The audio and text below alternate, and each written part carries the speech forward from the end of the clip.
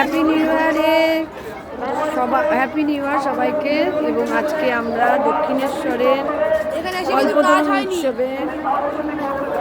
কল্পতরু উৎসবে আমরা সবাই একসাথে এসেছি।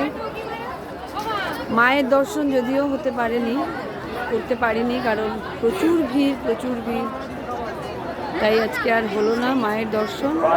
মা মনে হয় এইভাবেই আমাদের দর্শন দিল, এই শত লোকের মাঝে মা আমাদেরকে দেখা দিল। সত্যি প্রচুর ভিড়, মানুষে ছয়লা দেখা গেল।